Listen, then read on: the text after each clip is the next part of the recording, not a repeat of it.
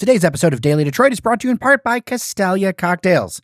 Don't just drink cocktails, experience them. With matching scents and knowledgeable barkeeps to guide you, it's a great experience. Try one of their pairings or feel free to go off the menu with an adventure for your senses. The menu both tells you how boozy a drink is, and there is a full, non-alcoholic lineup taking care to give you a top-notch experience no matter how you'd like to drink.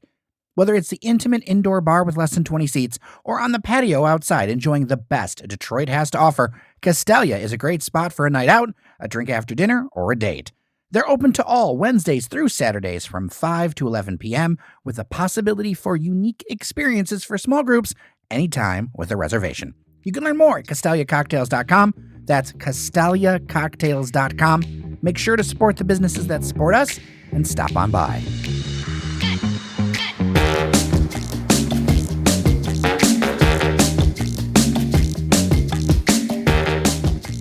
Hello, everyone, and welcome to your Daily Detroit. We've got a great panel for you on this Friday, January 12th, 2024. A bit of a conference hangover, not from drinking, just from exhaustion.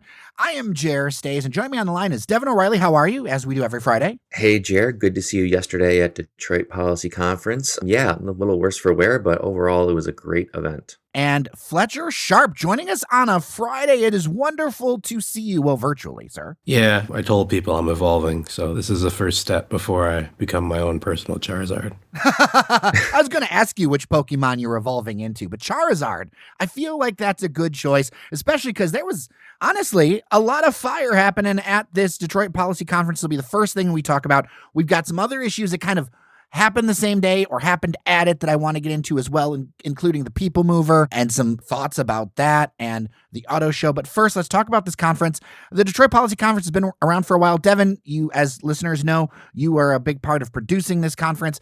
I guess the first thing I will start with is growing Michigan's population was the theme. And the thing that a lot of reporters are talking about is the words of former Ambassador Jonathan Ricolta, also businessman, talking about how he doesn't think we're going to grow it, how we're going to have to work on keeping our population. What are our thoughts around this? First of all, it was great to run into some listeners yesterday. That's always fun to get recognized for other things and for my daily stuff. So that was really cool. Shout out to everybody who said hello yesterday at the conference.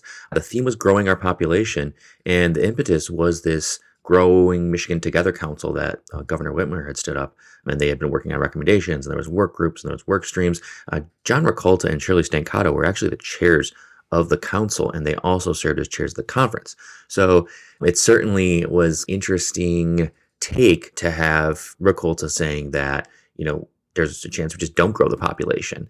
I fancy myself a realist, so I tend to think he's not far off. I mean, we can shoot for these pie in the sky population boom in Michigan, but I think you heard it from other people as well, in that maybe it's less the attraction part and really just keeping people here and stopping the brain drain that exists. So I think that's what he was talking about, is kind of level setting and saying maybe the focus is more on keeping people here and giving them reasons to stay rather than trying to be, an inbound state all of a sudden. I have thoughts, of course, but Fletcher, your thought on that? Pretty similar. It always felt to me, especially more recently, I know this is kind of a big metaphor, but kind of like a boat with a hole in it, where you're like, we're throwing water out, but water's still coming in. Where like you're trying to attract people to come here and do these great things, which is awesome, but also the people who can do those great things are also leaving. So if you could maybe keep those people, you might not be able to attract as much, but then you're not really having to try to fight to replace more and more and more. That's how I felt for like a little bit. So to have someone who has the credentials to actually say it made me feel a little bit, heard to a degree. I would love if they could find a way to add some extra people on with the talent they have here as well. But I think it is a bit more paramount to make sure you keep the talent in state, as opposed to seeing, someone's doing great work in Chicago, Detroit native, or Los Angeles, Detroit native. You could say that they're doing it in their home, growing their home from home as opposed to from away. Oh, I was talking to a businessman yesterday who was like, yeah, my next growth place is going to be Atlanta. And that's a reality. I have some thoughts around this. I think, number one, I like an ambitious goal to go for because it helps rally people around something. But it also highlights, I think, and I have not talked to Hillary Doe on the show. We've had emails and stuff, but nothing's materialized with actually getting her on the show to talk about this. But I wonder if we need a more focused attraction strategy. And this might be controversial. And I think part of the reason why it may not be mentioned is because the idea behind this is to like grow the whole state. But the areas that I see successful around the country focus. And I think trying to grow the whole state is kind of bananas. Like, I love the UP. I enjoy the UP. I have family in the UP. But like, if you're going to choose to move the UP, that's a very specific lifestyle, as opposed to saying, okay, why don't we focus on our urban centers and the cities that want to grow and the cities that have space, and say, oh, you know what? A place like Grand Rapids, of course, obviously I'm a Detroit homer, but a place like Grand Rapids has a lot of potential to grow and do things. Areas near colleges. I feel like if we're trying to disperse our efforts across the state, I don't think they're going to work very well. It reminds me back in the 90s when the city, before the strategic neighborhood funds and all that other stuff, they're like, let's pop up a McMansion neighborhood in some random corner. And it didn't spark anything because there wasn't any focus. So it's politically popular to say, oh, we're going to grow every corner. But I don't think it's reality. And my experience traveling around and seeing growing cities, there is a lot of focus. And I know that's maybe not politically palatable, but I think that's reality, where you see people like the Gilberts and other power makers being like, okay, we're going to focus on an area, we're going to dump money into that area, and then we're going to start growing from there. Now, I understand that there's a lot of equity concerns around that and everything else, but without focus, I don't think you can make traction. I hope, Jared, that people aren't thinking that we're just going to grow the population from every county and every city. I mean, that is absolutely not realistic. I think it makes sense to double down on the population centers. You would also argue that some of the folks in these rural communities don't in fact want their population to grow. I think some of them are very happy and they moved to where they moved in rural Michigan to be away from people. So I don't think they even want more people there. So it does make sense to double down on the population centers. And if we look at what the working groups were, the work streams, they were ones focused on education. There were ones focused on talent, workforce, and jobs. And there's one focused on place. And you put those together, and those are really what cities have. Quality education there, well, you would hope.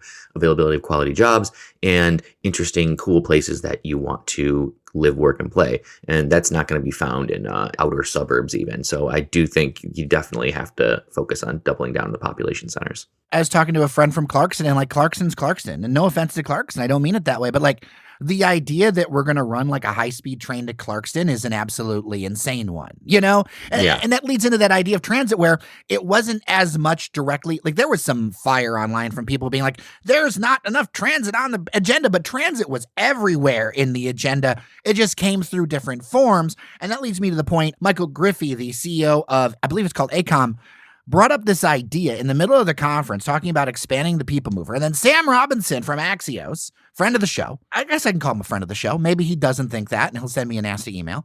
He was like asking the mayor, saying, hey, what are we going to do around this? And he first reported that, yeah, this is something to consider. Because like Griffie was like, hey, let's run the people mover to Motor City or other attractions and reconfigure it for downtown. And I at first was like, this is insane. And then I'm like, if you're going to have to drop more than $100 million, which has been previously reported, to upgrade and maintain the people mover to keep it going, why don't we think about a different way of using it? Thoughts, guys? I'm a little puzzled, a little sad as well. I mean, it's great to upgrade some stuff with people mover. I'm one of the people mover purists. I enjoy it in its current capacity, and I know that doesn't really make much sense, but it's really great to go on there and just ride around. Doesn't go anywhere. That's perfect for me. I'll just get on there. It's a maybe moment of go zen. to Greek Town, get me a nice shawarma or a nice cookie from Astoria, and just sit there and just let it go for half an hour while I get some work done, then get off at a random stop and go. Like, that's fine for me. And I've heard that they're allowing it to be free for the year. And I'm like, that's great. Awesome. Like, I understand, since it doesn't really go anywhere, why would you charge an arm and, like, not maybe an arm and a leg, but like more than you should. So to be like, we're going to fix it. It's like, oh, so is it going to be out of commission during the part where it's supposed to be free? Because that makes me sad.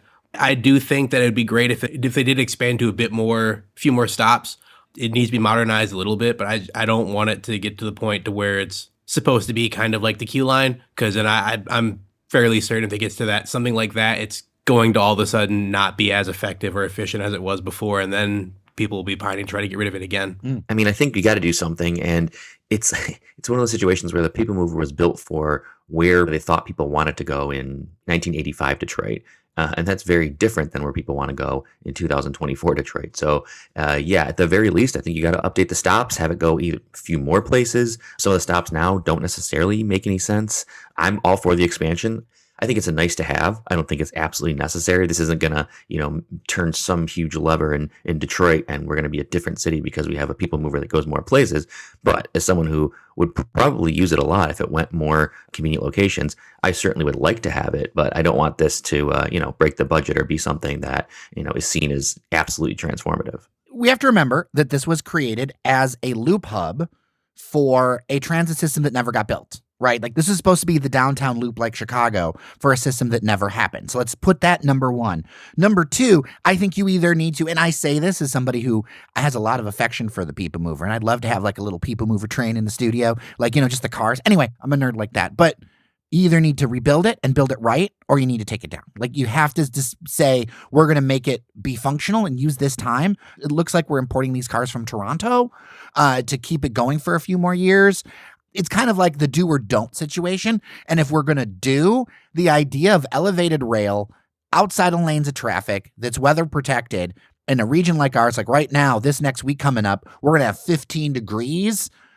That actually could be kind of attractive as a downtown circulator. Now, paying for it, again, if it's going to be a downtown circulator, we need to think about that and who pays for that, because I can hear a listener in Ferndale or Royal Oak going, I don't want a single one of my tax dollars paying for that thing. This topic has gotten people's imagination. Very strong opinions on both sides of the debate, guys. Yeah, I mean, I think that would be very right that someone maybe out in the suburbs doesn't want to pay for it. I'd also argue that they probably would use it if it went to places like Comerica Park or Ford Field or LCA.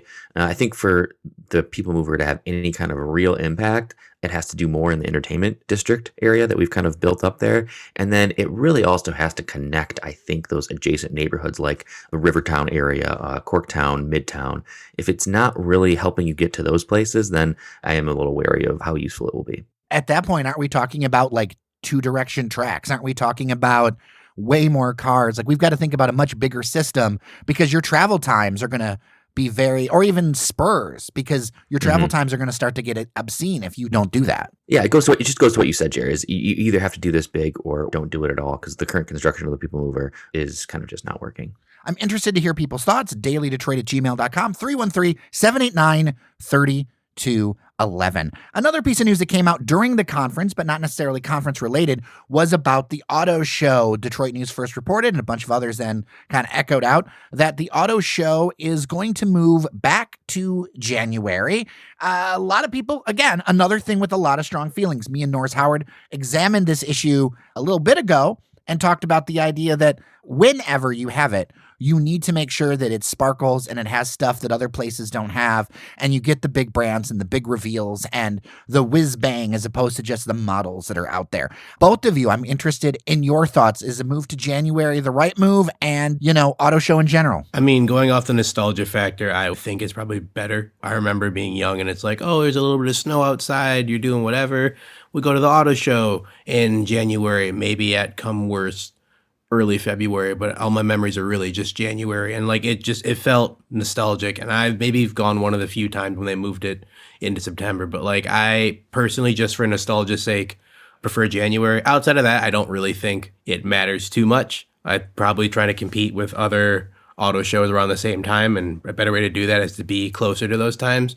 Outside of that, I don't really see the difference it's going to make that much. Yeah, I would agree with Fletcher. My headline would be like, I don't think it matters. This comes off, I think, as a little bit of desperation here to move it 1 year and move it right back.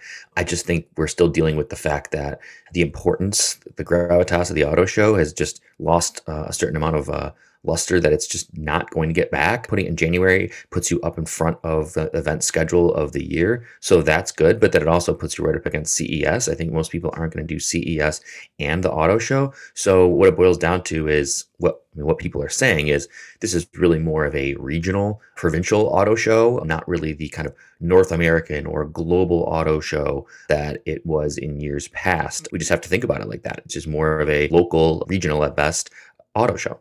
And the idea being is if it's going to be that, then it can be an attraction inside in cold weather that might bring you out.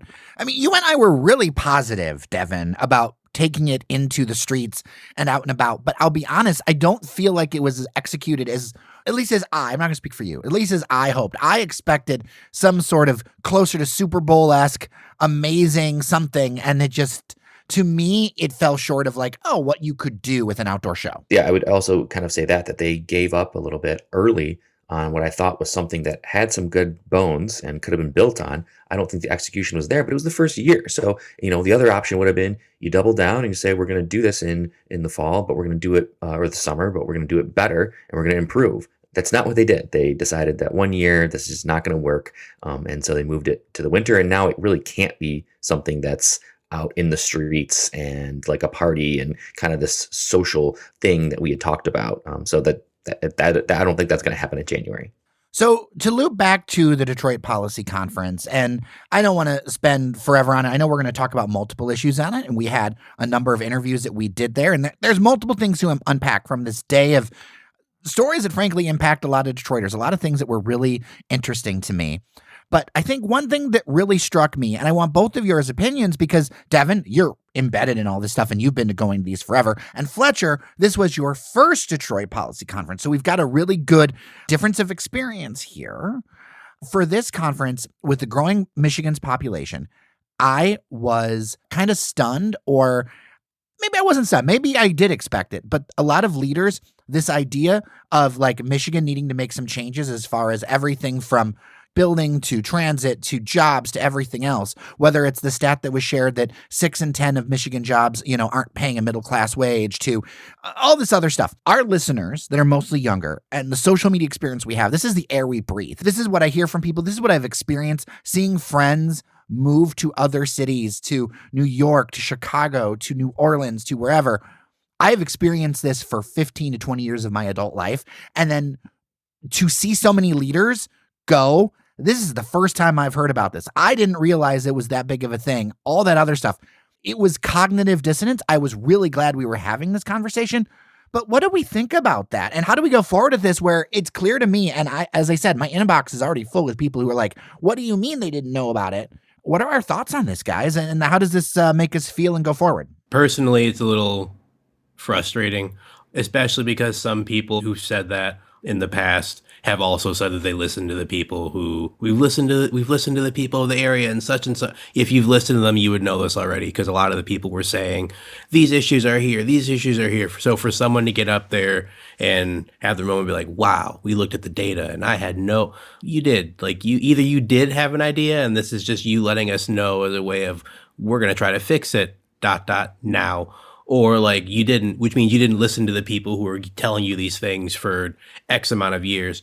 In a way, I guess it's good, because if you publicly acknowledge this is the first time you're hearing of it, now you can't sit back and say that again, because we caught you on the big screen saying it. So now you have to take strides into fixing whatever you think it is.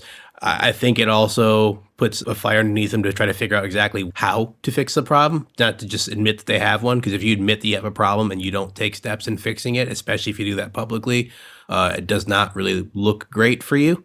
While it is a little frustrating to hear people very publicly say, oh, these are the first times I'm hearing about these numbers, they're insane, when a lot of it is in the business they do day in and day out. It's a little frustrating, but to hear them say it there, at least to me, signals that they're going to make some effort to try to alleviate these issues so that the state can move forward in a positive way. Yeah, I do agree with Fletcher. I mean, even kind of having a different perspective on it, or kind of working in it. But I think it is true that we would be right to say, well, what's changed or what's different now? This has clearly been happening for a long time. I mean, the population decline in Michigan is years and decades old at this point. There is a reasonable critique to say, oh, wow, okay, we're just now going to talk about this. But I did ask people yesterday. I had a chance to talk to some of the speakers backstage. And, I asked them, what's different? Is there something different now? And I guess to sum up what they said, it's that, A, we had this event, this line in the sand, of the Detroit Policy Conference, which I'm hoping that it can be, that is really an inflection point to say, all right, we're all here. We all gathered. We all talked about this. We sort of spoke with at least a pretty similar voice. There wasn't anyone who said something completely contradictory necessarily. So now that we're all saying this, the business leaders, the philanthropic leaders, the community leaders, the elected officials, now is the time then, if we're all kind of raising our hand and we're all in the same room saying it, then there has to be some action. So maybe, and I'm hoping, I don't know, but maybe it does put some fire underneath these groups to say, all right, it's time to do something. It's time to take some action. It's time to make some moves because people are watching us now. We said this, we talked about this, and we have to take some action. So I hope that it can be that inflection point. I would love to hear what people think. 313-789-3211, dailydetroit@gmail.com. I will echo what everyone else has said as well, saying that it was awesome to meet listeners at that event. And it's always good to see you all. I'm so glad that people come up and say hi. And it's really great to see so many people come together in the same room to talk about these important issues, even if we don't agree on everything. And I do hope that this is part of an inflection point to say that we need to make some changes. I don't know which version of the report or which vision is the one that's going to win out, but the fact that there was so much conversation, that things were so busy, especially like just not at the conference, but people giving feedback and things, I feel like that's a good sign that it's like, okay, this is a topic we're going to talk about. And the 2024, I want to believe that 2024 is the year we look back on and say, okay, this is the year we really start to get moving. Devon O'Reilly, so good to talk to you. I know it's not our man about townness, but we're going to catch up more on that next week, I'm sure. Going to the Detroit Policy Conference is kind of being about town in its own way. The town just comes to you, right? I can't imagine you had time anywhere in the last month to do anything. No, not really. So I'll get back to it. I'm going to enjoy Sunday's Lions game, and no surprise, I'm predicting a Lions victory. Let's say 28-21. Fletcher, how are you feeling? Word is that Sam Laporta might make it. Yeah, and that kind of builds off what I said last week. I still see them winning. I still see it a bit tough. I mean, I still don't think necessarily he's the straw that breaks the camel's back, whether they're going to win or lose. I think that's way more the defense actually showing up. But yeah, I mean, the conference was great. I've heard about it in the past in passing. It was my first time being there and just, experiencing everything that is about the state and all these other very credited and talented and smart people who have these ideas. So I'm glad that I was able to be a part of it. And yeah, I mean, when you're around smart people, you glean some stuff. So it makes you a little bit smarter too. Well, thank you so much for listening to your Daily Detroit. Don't forget to drop 5 stars on your favorite podcast app and think about signing up for our newsletter. It's on dailydetroit.com, which, by the way, a brand new dailydetroit.com is coming to you thanks to engineer Randy and a bunch of extra work. We got a bunch of housekeeping things to update you around that, but that'll be for another day. With that, I am Jer Stays. I'm Devon O'Reilly. And I'm Fletcher Sharpe. Remember that you are somebody, and we'll see you around Detroit.